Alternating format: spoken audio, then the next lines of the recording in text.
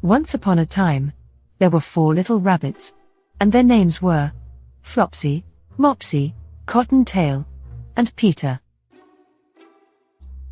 They lived with their mother in a sandbank, underneath the root of a very big fir tree. One fine morning, old Mrs. Rabbit said, "My dears, you may go into the fields or down the lane, but don't go into Mr. McGregor's garden.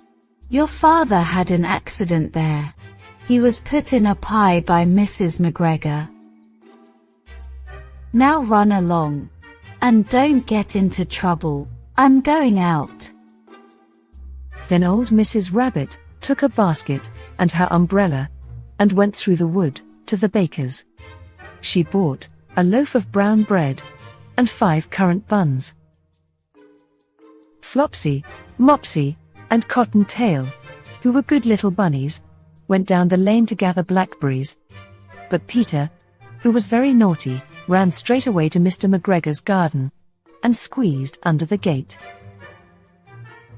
First he ate some lettuce, and some French beans, and then he ate some radish. Then he felt rather sick. He went to look for some parsley. But there he met Mr. McGregor. Mr. McGregor was on his hands and knees, planting out young cabbages, but he jumped up and ran after Peter, waved a rake and called out, "Stop thief!" Peter was terribly frightened. He ran all over the garden, because he had forgotten the way back to the gate. He lost one of his shoes among the cabbages, and the other shoe among the potatoes. After losing his shoes, then he ran on 4 legs and went faster. He accidentally ran into a gooseberry net, and got caught by the buttons on his jacket. It was a blue jacket with brass buttons. Peter gave himself up, and shed big tears. But some friendly sparrows heard, and flew to him, and implored him to exert himself.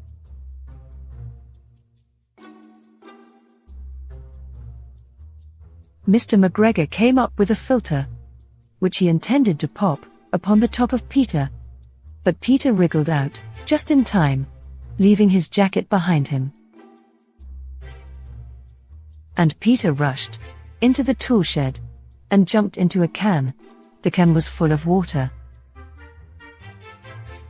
Mr. McGregor was quite sure that Peter was somewhere in the tool shed, perhaps hidden underneath a faux pot. He began to turn them over carefully, looking under each. Presently Peter sneezed, achoo. Mr. McGregor was after him in no time, and tried to put his foot upon Peter, who jumped out of a window, upsetting 3 plants.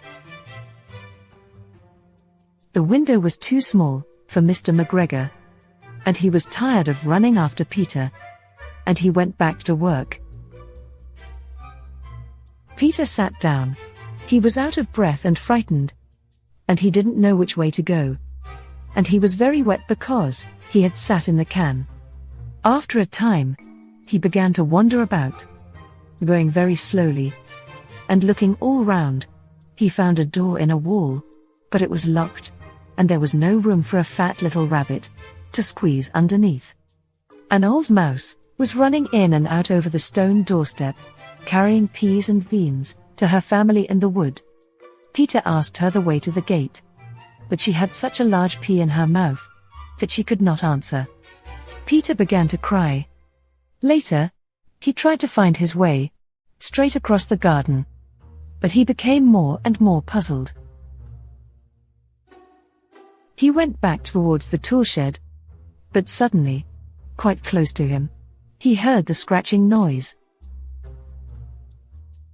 Peter jumped underneath the bushes, but as nothing happened, he came out and climbed upon a wheelbarrow and looked around.